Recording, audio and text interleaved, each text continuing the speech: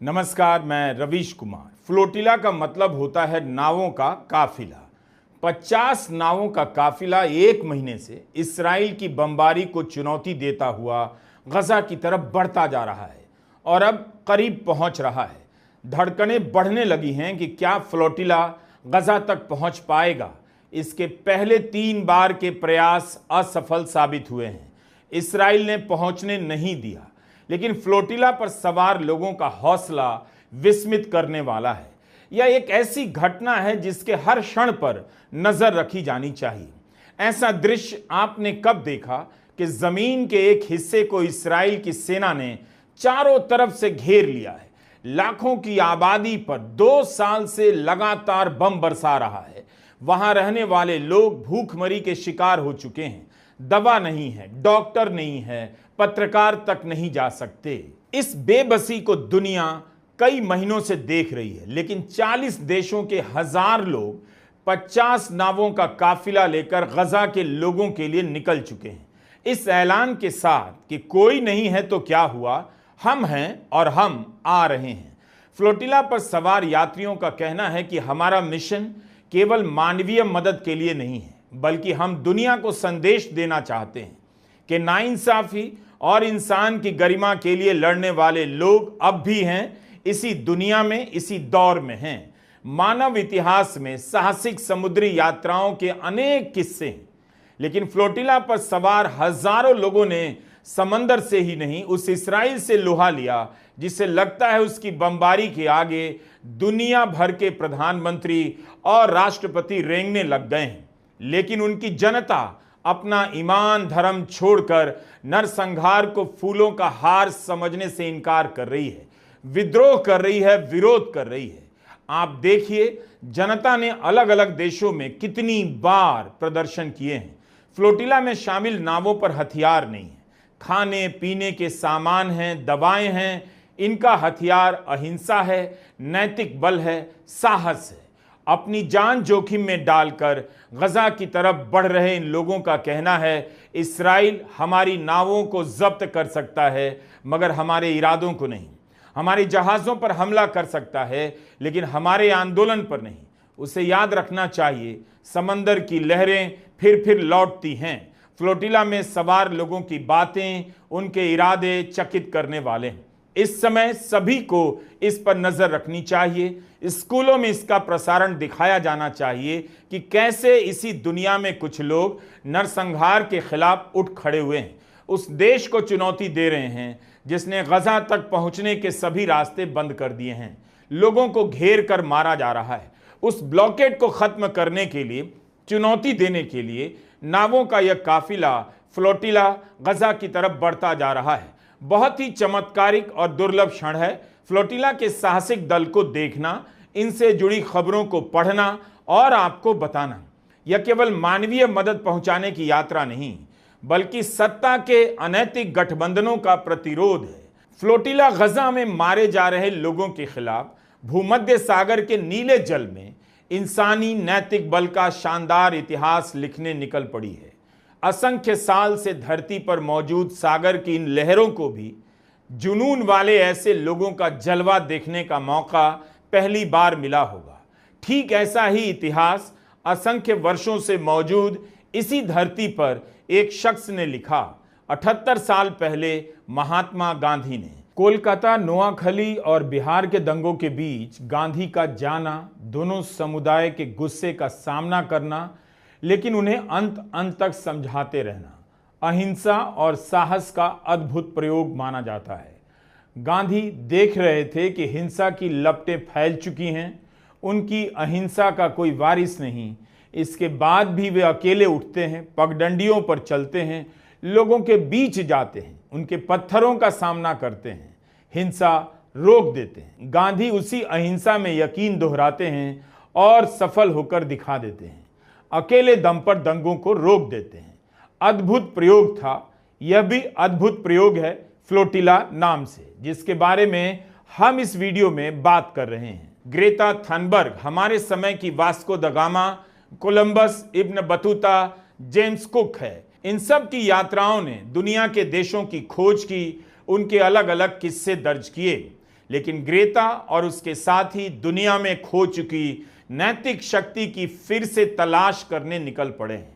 इसके साहस की तुलना आप जॉन ऑफ आर्क से कर सकते हैं, फ्लोरेंस नाइटिंगेल से कर सकते हैं, डॉक्टर कोटनिस से कर सकते हैं। युद्ध के मैदान में जाकर इंसानियत के लिए अपने भीतर के डर को खत्म कर देने वाले इन सभी लोगों का कुछ ना कुछ अंश ग्रेटा में दिखता है। इस्राएल के सनकीपन के सामने वो गांधी की तरह खड़ी हो गई है। गांधी नोआखली की तरफ रवाना हुए थे, ग्रेटा और उसके साथी गजा की तरफ चल पड़े हैं। जून में भी ग्रेटा और उनके साथी एक नाव लेकर गजा की ओर निकले, मगर उन्हें रास्ते में ही रोक दिया गया। एक दिन के लिए इस्राएल की राजधानी तेल अवीव में रखा गया और फिर फ्रांस रवाना कर दिया गया। उस समय उनकी नाव को इस्राएल ने सेल्फी यॉट कहा था। इस बार जब ग्रेटा से पूछा गया क्या ये पब्लिसिटी स्टंट है, तो उन्होंने कह दिया पब्लिसिटी करने के लिए कोई अपनी जान दांव पर नहीं लगाएगा। यह भी कम बड़ी बात नहीं। लेकिन इस बार ग्रेटा अकेली नहीं, उसके साथ साथियों का लंबा काफिला है। जैसे जैसे नावें गजा के करीब पहुंच रही हैं, सब मौत का सामना करने के इरादों को बार बार दोहरा रहे हैं। दुनिया से कह रहे हैं कोई बंदूक, कोई बम उनके हौसलों को मिटा नहीं सकता। अगस्त के महीने में जब ग्रेटा ने गजा के लिए यात्रा शुरू की, तब इस्राएल की तरफ से खबर आई कि ग्रेटा को इस बार गिरफ्तार किया जा सकता है, आतंकवादियों की तरह हिरासत में लिया जा सकता है। ग्रेटा ऐलान किए जा रही है, ठीक उसी तरह जैसे गांधी ऐलान किया करते थे, मुझे मृत्यु से डर नहीं लगता। ग्रेटा कह रही हैं मुझे इस्राएल से डर नहीं लगता, मुझे एक ऐसी दुनिया से डर लगता है जिसकी मानवीयता खत्म हो चुकी है। हम यहाँ जो कर रहे हैं वो यही दिखाने की कोशिश है कि आज भी कुछ मानवता बची हुई है। आज भी ऐसे कुछ लोग बचे हुए हैं जो सब रास्तों के बंद हो जाने के बाद भी आगे आने के लिए तैयार हैं। I'm not scared of Israel. I'm scared of a world that has seemingly lost all sense of humanity. And what we are doing here is trying to show that there is still some humanity left, that there are still people willing to step up when all other means fail. But this is a last resort. This mission should not have to exist. Free, free Palestine! Free, free Palestine! The closer we get to Gaza, the higher is the risk of escalation and more attacks. The last weeks we have seen numerous escalated attacks against our mission that has damaged several boats, where drones have been dropping explosions, chemicals and unidentified objects on and around boats in a desperate attempt to intimidate us and to silence and scare those who are standing in solidarity with Palestine and to further dehumanize Palestinians. Greta ने कहा कि नावों का मकसद गजा के लोगों को यह संदेश देना है कि जब हमारी सरकारें आगे नहीं आएंगी तब लोग आगे आएंगे। यूरोप के कई देशों ने फिलिस्तीन को स्वतंत्र राष्ट्र की मान्यता दी, लेकिन इन देशों में से कोई भी फ्लोटिला में सवार हजारों लोगों की तरह साहस नहीं दिखा सका। जब दुनिया के बड़े बड़े नेता, उनकी सरकारें कुछ नहीं कर सकीं, सिर्फ निंदा करने का बयान जारी करने का विभाग बनकर रह गई, तब कुछ लोग ऐसे भी मिल गए जो सब कुछ दर्ज कर रहे थे। वे तैयारी कर रहे थे एक ऐसा काम करने की जो दुनिया की बड़ी से बड़ी नौसेनाएं नहीं कर सकीं। यह उनके नैतिक बल और साहस का नतीजा है कि आज इटली और स्पेन ने उनकी सुरक्षा के लिए अपनी नौसेना को तैनात किया है। खबरें हैं कि फ्लोटिला के आखिरी पड़ाव में तुर्की के ड्रोन उस पर निगरानी रखेंगे। तुर्की के राष्ट्रपति एर्दोआन ने संयुक्त राष्ट्र के अपने भाषण में कहा, सभी देशों को अंतर्राष्ट्रीय खेल प्रतियोगिताओं में इस्राएल के शामिल किए जाने का विरोध करना चाहिए। इस्राएल के साथ व्यापार खत्म कर देना चाहिए ताकि वो गजा को फिर से खड़ा करने के लिए $100 अरब चुकाए। पिछले कई हफ्तों से तुर्की और स्पेन की सरकारें गजा में हवाई मार्ग से राहत सामग्री पहुंचा रही हैं। फ्रांस, कनाडा, जर्मनी ने अब जाकर फिलिस्तीन को राज्य के रूप में मान्यता देने का कदम उठाया, मगर इनसे पहले कई गुना छोटे देशों ने फिलिस्तीन के लिए खड़े होने का साहस दिखाया है। साउथ अफ्रीका से लेकर स्पेन और कोलंबिया की सरकारों ने अमेरिका की नीतियों के खिलाफ जाकर इस्राएल का बहिष्कार किया। नेतन्याहू और उनकी सरकार द्वारा किए जा रहे नरसंहार को अंतर्राष्ट्रीय अदालत तक लेकर गए, इस्राइल से राजनीतिक व्यापारिक रिश्ते खत्म कर डाले। नेतन्याहू की गिरफ्तारी के वारंट भी निकाले गए और गिरफ्तार करने का वादा भी किया। इसी वजह से संयुक्त राष्ट्र जाने के लिए नेतन्याहू अपने विमान का रूट बदलने के लिए मजबूर हो गए। लंबे रास्ते से न्यूयॉर्क जाना पड़ा। पिछले कुछ महीनों में यूरोपियन यूनियन के दबाव के बढ़ने का इतना तो असर हुआ है कि नेतन्याहू अधिकांश यूरोपियन यूनियन के देशों से अपना विमान लेकर नहीं जा सके। जब इस्राइल के नरसंहार के सामने दुनिया की खामोशी के आगे खड़े होने का साहस किसी में नहीं था, तब लोग खड़े हो गए और अब उनके दबाव में सरकारें भी खड़ी होती नजर आ रही हैं। समंदर में फ्लोटिला के समर्थन में सड़कों पर इंसानी जज्बे का यह समंदर आपको Berlin, Italy, Melbourne, Seoul, Cape Town, Sydney हर जगह दिख जाएगा। बर्लिन में बड़ी संख्या में लोग सड़कों पर आ गए। जर्मनी की सरकार इस्राइल के साथ खड़ी है। मांग की जाने लगी कि इस्राइल को हथियारों का निर्यात बंद किया जाए। इस रैली का नाम था ऑल आइज ऑन गजा, यानी सबकी निगाहें गजा पर हैं। मीडिया में रिपोर्ट है कि 1 लाख लोगों ने इस रैली में हिस्सा लिया है। मीडिया से लोगों ने कहा है, हमारा इतिहास है नरसंहार का, हम फिर से नरसंहार में शामिल नहीं हो सकते हैं। इटली में 22 सितंबर को देश भर में हड़ताल थी। स्ट्राइक का कॉल मजदूरों की यूनियन ने दिया। स्कूल, सड़कें, रेलवे स्टेशन सब बंद। जगह जगह मजदूरों के संगठन हड़ताल का आह्वान कर रहे हैं। फ्लोटिला की शुरुआती नावें जेनोवा शहर से निकली। इस शहर की मेयर सिल्विया सैलिस ने गजा के लिए निकले प्रदर्शनों की अगुवाई की है और कहा है कि हम सिर्फ फ्री पैलेस्टाइन नहीं कह रहे हैं, हम यह भी कह रहे हैं यह नरसंहार खत्म होना चाहिए। हम इस शब्द का इस्तेमाल करने से नहीं डरते। सिडनी में भी अगस्त के महीने में हार्बर ब्रिज पर हजारों की संख्या में लोगों ने गजा में हो रहे नरसंहार के खिलाफ प्रदर्शन किया। इन प्रदर्शनों में लोग फिलिस्तीन की आज़ादी के नारे लगा रहे हैं और नरसंहार के खिलाफ बोल रहे हैं।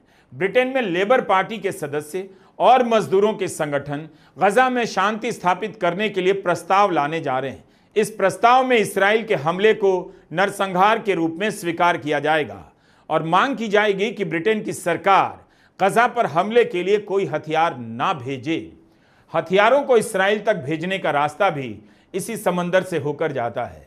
इसलिए यूरोप के डॉक वर्कर्स यानी बंदरगाहों पर काम करने वाले मजदूरों ने अपनी सरकारों को चेतावनी दी है।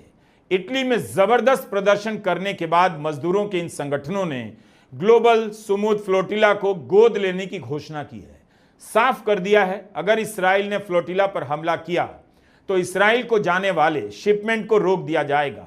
Italy, Spain, France, Greece, Cyprus, Morocco, Germany की ट्रेड यूनियन इस योजना में शामिल हैं। इन्होंने कहा है कि अगर फ्लोटिला पर हमला हुआ तो हड़ताल होगी।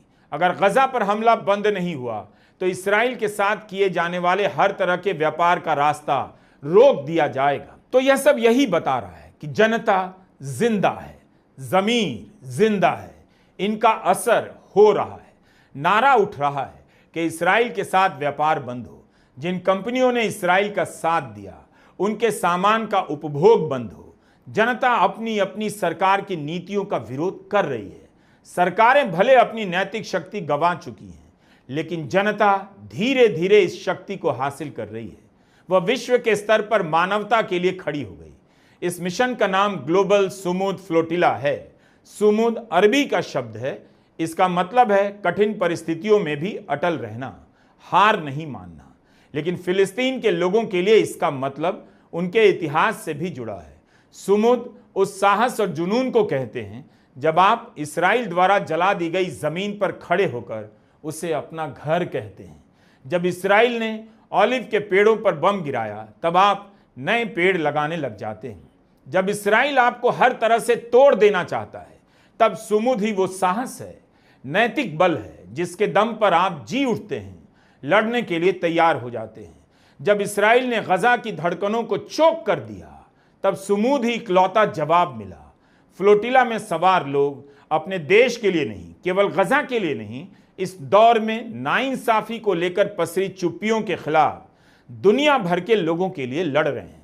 उन्हें दिखा रहे हैं कि शक्ति अपने भीतर होती है। जेल में डाल देने, बम से मार देने के डर से भी, इसके बावजूद भी लड़ा जा सकता है। जिस फिलिस्तीन के वर्चस्व को इस्राएल मिटा देना चाहता है, उसी फिलिस्तीन के मोहल्लों के नाम पर इन नावों के नाम रखे गए हैं। गजा सिटी, नबलुस, हाइफा, जेनिन, अल खलील, जिन्हें जमीन से मिटाने की कोशिश की जा रही है, वो इलाके इन नावों के रूप में पूरे समंदर में बिखेर दिए गए हैं। जीएसएफ ग्लोबल सुमूद फ्लोटिला का कहना है, इस्राएल इन शहरों को मिटा देना चाहता है, हम मिटने नहीं देंगे। याद करना भी प्रतिरोध है।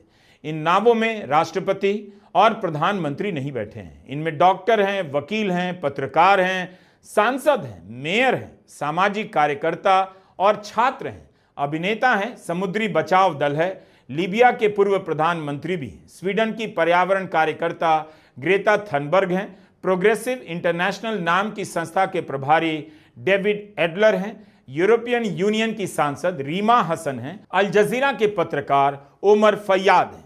अमेरिका ने गजा के अधिकारियों को न्यूयॉर्क आने के लिए वीजा नहीं दिया, लेकिन इन नावों में सारे यात्री वीजा के बगैर सवार कर लिए गए। इन्हीं नावों से वे फ्री पैलेस्टाइन के नारे लगाते हैं, प्रेस कॉन्फ्रेंस करते हैं, अपनी तस्वीरें भी ट्विटर पर डाल रहे हैं, नाव से ही रिकॉर्ड कर अपनी सफर के बारे में जानकारी दुनिया को दे रहे हैं, अपनी यात्रा को दस्तावेज के रूप में दर्ज करते चले जा रहे हैं। जान पर खतरा है मगर इरादों को दोहरा रहे हैं। आप इनकी बातों को सुनिए, समंदर से आ रही इन तस्वीरों को देखिए, लगेगा कि दुनिया का सबसे बड़ा साहित्य हमारे समय में लिखा जा रहा है। यही हमारे समय के भगत सिंह हैं, गांधी हैं, नेहरू हैं, आज़ाद हैं। इन नावों ने साझेदारी की मिसाल कायम कर दी है। एक नाव में किसी सामान की कमी होती है, दूसरी नाव में सवार दे देते हैं। उनके पास जो कुछ भी है एक दूसरे से बांट रहे हैं, आगे बढ़ रहे हैं। समंदर की इन लहरों के बारे में अपनी नाव से ही लिखकर भेज रहे हैं। ये लहरें उम्मीदें लेकर जा रही हैं, गजा के तट तक इंसान की गरिमा के संदेश लेकर जा रही हैं और इंसान के फौलादी इरादों को लेकर जा रही हैं। जैसे जैसे गजा के करीब पहुंच रहे हैं, एक एक मील याद दिलाती है दुनिया भूली नहीं है। यह सब इनकी तरफ से लिखा गया है। Maghreb Sumud flotilla, freedom flotilla coalition, global movement to Gaza और सुमूद नुसंतारा नाम के संगठनों ने यह अभियान बनाया है। अगस्त के अंत में स्पेन, इटली, टूनीशिया और ग्रीस से ये नावें निकलीं और उम्मीद है कि गजा के तट पर पहुंच जाएंगी, मगर अब तक का इनका सफर आसान नहीं रहा। 23 सितंबर को इस्राएल के विदेश मंत्रालय ने बयान जारी किया, कहा फ्लोटिला हिंसा का रास्ता अपना रही है। फ्लोटिला ने इस्राएल के इस ऑफर को ठुकरा दिया कि वे इस्राएली सरकार को मदद का सामान सौंप दें जो उसे गजा तक ले जाएगी। ऐसा न करके फ्लोटिला ने हिंसा का रास्ता चुना है। उन्होंने अपनी निष्ठाहीनता उजागर की है, दिखाया है कि उनका असली मिशन गजा के लोगों की नहीं, हमास की मदद करना है। ये कहना है इस्राएल का। कुछ घंटे बाद 23 और 24 सितंबर की रात फ्लोटिला की नावों पर इस्राएल के ड्रोनों ने हमला किया। फ्लोटिला ने अपने आधिकारिक बयान में कहा कि 10 नावों पर छोटे बम फेंके गए, जिनसे आग की लपटें निकली और धमाके की आवाज हुई। नाव पर किसी प्रकार का केमिकल गिराए जाने की बात भी कही गई। उनके रेडियो हैक कर लिए गए। फ्लोटिला के आयोजकों ने जवाब देते हुए कहा है कि हम इस्राएल के मनोवैज्ञानिक हमलों का सामना कर रहे हैं, मगर हम डरेंगे नहीं। इस्राएल ने अपनी तरफ से इस हमले की पुष्टि नहीं की है। ये कहा है कि गजा पर अपने ब्लॉकेड को बनाए रखने के लिए उसे जो कार्रवाई करनी होगी करेगा। फ्लोटिला के यात्रियों की सुरक्षा सुनिश्चित करने की हर संभव कोशिश करेगा। समुद्र की यह यात्रा तमाम तरह के हथियारों, निगरानी के तंत्रों से लैस लोहा लेने की यात्रा है। नेतन्याहू भले गजा के नेटवर्क को हैक कर सकते हैं, सबके फोन पर अपना भाषण बजा सकते हैं। टेक्नोलॉजी के इस डरावने प्रदर्शन का एक ही ऐलान है कि जनता अब गुलाम हो चुकी है। सरकार और सत्ता की टेक्नोलॉजी उसकी हैसियत गुलाम की बना चुकी है। लेकिन इसी समय में 1000 से अधिक लोग 50 नावों के काफिले में अहंकार के भूत का सामना करने के लिए लहरों से खेल रहे हैं। जहां जाना मना है वहां जाना चाहते हैं। उन्होंने ऐलान किया है कि समुद्री रास्ते से गजा तक अपनी नावों में सामान लेकर जाएंगे और एक मानवीय गलियारा बनाएंगे ताकि गजा तक मदद पहुंचती रहे, कोई भूखा ना मरे। यह खाली हॉल आप देख रहे हैं संयुक्त राष्ट्र की आम सभा में नेतन्याहू जैसे ही बोलने के लिए उठे, यहां मौजूद तमाम देशों के प्रतिनिधि अपनी कुर्सी से उठने लगे और कमरे से बाहर चले गए। इन लोगों ने नेतन्याहू को रोकने में सफलता तो नहीं पाई, लेकिन दूसरी बार उनके भाषण का विरोध कर बता दिया कि यही नैतिक बल है, अहिंसा का रास्ता है। नेतन्याहू को भले फर्क ना पड़ा हो, लेकिन जनता का बार बार यह विरोध बता रहा है कि आप इंसान की आबादी मिटाकर दुनिया में अपने लिए सम्मान नहीं खरीद सकते। नरसंहार के अपराधी को जैसे देखा जाना चाहिए उसी तरह से देखा जा रहा है। इसी सितंबर में इसी संयुक्त राष्ट्र के एक स्वतंत्र कमीशन ने अपनी रिपोर्ट में साफ साफ कहा, इस्राएल गजा में नरसंहार कर रहा है। जिस समय नेतन्याहू का भाषण चल रहा था, उसी समय उसी न्यूयॉर्क में कोलंबिया के राष्ट्रपति गुस्तावो पेट्रो संयुक्त राष्ट्र के बाहर न्यूयॉर्क की सड़कों पर चल रहे प्रदर्शन में शामिल हो रहे थे। सार्वजनिक मंच से दुनिया के देशों से आह्वान कर रहे थे, अमेरिका की सेना से बड़ी सेना गजा के लोगों की हिफाजत के लिए भेजी जाए। आम सभा के अपने भाषण में भी उन्होंने यह बात दोहराई। उन्होंने मांग की कि इस्राएल को हथियारों की सप्लाई बंद कर दी जाए। लोगों के प्रदर्शन में दिए अपने भाषण में पेट्रो ने अमेरिका के सैनिकों को संबोधित किया और कहा, ट्रंप के आदेशों का उल्लंघन कर दें, इंसानियत पर बंदूकें नहीं तानें, इंसानियत के कानून का पालन करें। उनके इस भाषण के बाद अमेरिका ने उनका वीजा कैंसिल कर दिया है, जिसके बारे में पेट्रो ने कहा है, आई डोंट केयर। अपने ट्विटर पर एक लंबे बयान में उन्होंने लिखा है, मिस्टर ट्रंप, आप नरसंहार करने वालों का संरक्षण करते हैं। आपकी पत्नी या आपकी बेटियों को बताना चाहिए कि बच्चों की हत्या करना ठीक नहीं है। मेरी बेटियां मुझे ये बताती हैं, मैं आपके परिवार का सम्मान करता हूं और मैंने आपसे कहा था कि मैं अपने गैस्ट्राइटिस के बावजूद आपके या मेरे घर पर या कहीं भी आपके साथ विस्की पीना चाहूँगा, मगर मैंने कहा था मैं आपसे आमने सामने बात करना चाहता हूँ, as equals like man and without lies. पर आपने मुझे कोई जवाब नहीं दिया। अपने सलाहकारों से खुद को मुक्त कीजिए, साफ साफ देखिए इंसानियत क्या है, क्या हो रहा है। निहत्थे नवजातों की हत्या से अमेरिका महान नहीं बन सकता। अपने आप को हिटलर से दूर कीजिए। तेल के लिए फिर से एक आउशविट्स नहीं होना चाहिए। बाइबिल कहती है, व्यापार के बीच प्यार और इंसानियत के लिए भी जगह है। अपने आप को उस गुलामी से आज़ाद कीजिए, मिस्टर ट्रंप, जो सदियों तक कायम रहेगी। मैंने जो कहा वो अपराध नहीं। जो आवाज़ें आपकी सेना को इंसानियत पर बंदूकें चलाने को कह रही हैं, उन्हें नहीं सुना जाना चाहिए। यही है जन की ताकत। जनता खुद से भी खड़ी होती है। भारत के गृह मंत्रालय को देखना चाहिए कि विदेशी ताकतों के दम पर दुनिया भर में इतना बड़ा आंदोलन नहीं हो सकता। जनता की अंतरात्मा की पुकार भी कोई चीज़ होती है, उसमें बहुत ताकत होती है। वह जेल से नहीं डरती। फ्लोटिला ने हिंसा का रास्ता नहीं लिया, अहिंसा की ताकत को फिर से स्थापित किया, जो गांधी का रास्ता है।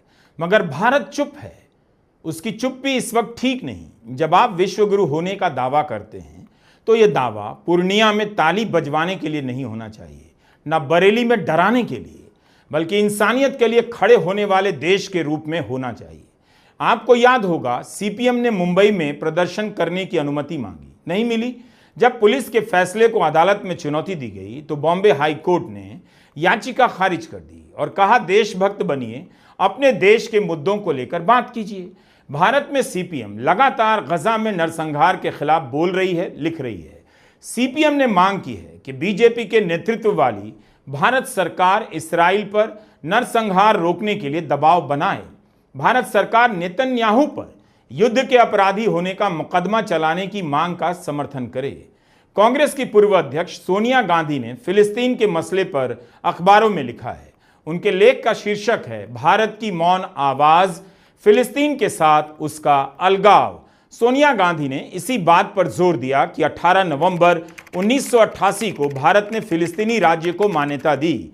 उसका यह निर्णय मूल रूप से नैतिकता के आधार पर लिया गया, जो हमारे वैश्विक दृष्टिकोण के अनुरूप था। भारत ने आज़ादी से पहले भी संयुक्त राष्ट्र में दक्षिण अफ्रीका के रंगभेदी शासन का मुद्दा उठाया और रंगभेदी शासन के साथ अपने व्यापारिक संबंध खत्म कर लिए। अल्जीरिया के स्वतंत्रता संग्राम के दौरान भारत उन देशों में एक था जिन्होंने स्वतंत्र अल्जीरिया की आवाज़ सबसे मजबूती से उठाई और सुनिश्चित किया कि अंतर्राष्ट्रीय समुदाय साम्राज्यवाद के खिलाफ लड़ाई में उस निर्णायक संघर्ष को हमेशा याद रखे। 1971 में भी भारत ने तत्कालीन पूर्वी पाकिस्तान में नरसंहार को रोकने के लिए दृढ़ता से हस्तक्षेप किया, जिससे आधुनिक बांग्लादेश का उदय हुआ। जब अधिकांश विश्व वियतनाम में हो रहे रक्तपात को मूक दर्शक बनकर देख रहा था, तब भारत ने नैतिकता की आवाज उठाई, शांति स्थापना की मांग बुलंद की और वियतनामी लोगों के खिलाफ हो रही विदेशी क्रूरता का विरोध किया। भारत 1974 में उन पहले देशों में एक था जिन्होंने पीएलओ को मान्यता दी। भारत ने हमेशा 2 राज्य समाधान का समर्थन किया ताकि इजराइल के साथ शांतिपूर्ण सहअस्तित्व को प्रोत्साहन मिले और फिलिस्तीनी आत्मनिर्णय के अधिकार की गारंटी पा सकें। तो भारत की वह नैतिक शक्ति कहां है जिसके दम पर भारत दुनिया भर के देशों में स्वतंत्रता और इंसानी गरिमा के लिए आवाज उठाता है?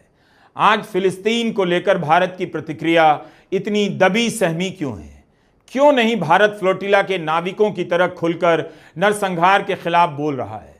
लद्दाख में पर्यावरण और प्राकृतिक संसाधनों पर अधिकार और उनकी रक्षा के लिए जनता आंदोलन करती है, तो उनके आंदोलन में विदेशी हाथ का आरोप लगाया जाता है।